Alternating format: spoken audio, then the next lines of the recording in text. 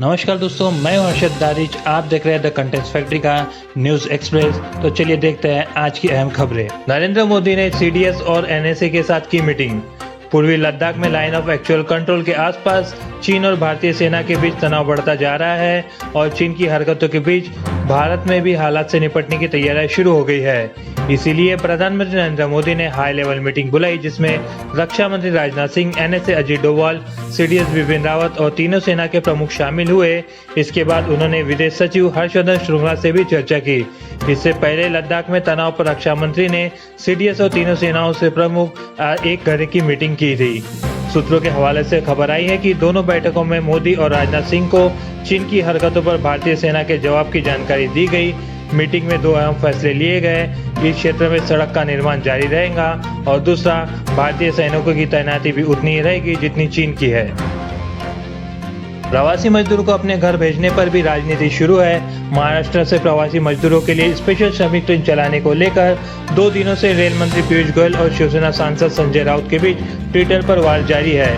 गोयल ने मंगलवार को उद्धव ठाकरे पर आरोप लगाते हुए कहा कि उन्होंने रेलवे के कर्मचारियों की पूरी मेहनत को बर्बाद कर दी। हमने महाराष्ट्र को 145 ट्रेनें दी थी।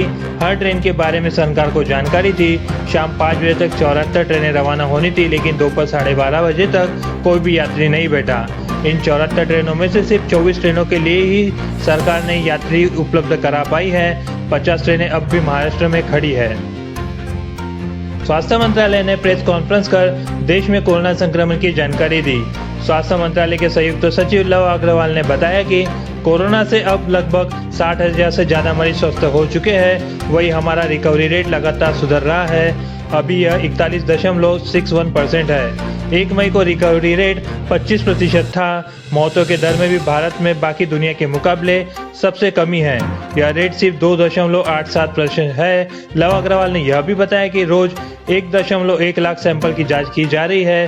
देश में इस वक्त 612 लैब है, जिनमें 430 सरकारी और 182 प्राइवेट है। कोरोना वायरस को हराने और लोगों को राहत देने के लिए दुनिया भर में कोशिशें जारी है। इसी बीच अमेरिका के जॉर्जिया में भारतवर्षी दंपति ने एक बेहद ही सस्ता वेंटिलेटर तैयार कर लिया है। उनके मुताबिक अगर इसे ज़्यादा से ज़्यादा तादाद में बनाया जाए तो इसकी लागत लगभग $100 होगी, जो करीबन $7,500 रुपये होते हैं। अमेरिका में फिलहाल वेंटिलेटर की कीमत $10,000 यानी लगभग 7.5 लाख रुपए के करीब है। वेंटिलेटर को बनाने वाले देवेश रंजन जॉर्जिया के George W Woods school of medical engineering में प्रोफेसर है। दुनिया में कोरोना वायरस से अब तक 56 लाख से ज्यादा लोग संक्रमित हो चुके हैं। वही 23,88,000 से ज्यादा मरीज स्वस्थ और मौतों का आंकड़ा भी अब 3.5 लाख के पार पहुंच चुका है।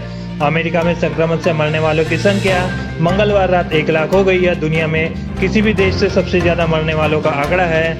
यह आंकड़ा वर्ल्ड मीटर से लिया गया है। अमेरिका में 2 मार्च तक 6 लोगों की मृत्यु हुई थी। वही 25 मार्च को 1260, 23 अप्रैल को 50,000 और अब 26 मई को यह आंकड़ा 1 लाख को पार कर चुका है।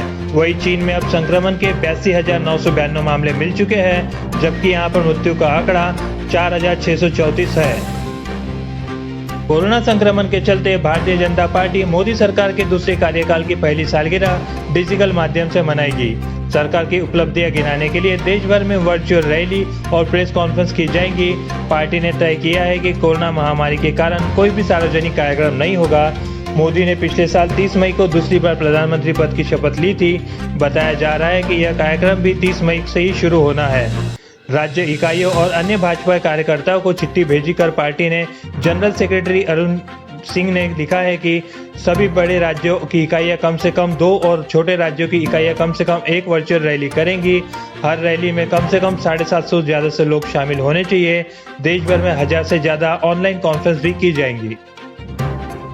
आज के लिए बस इतना ही।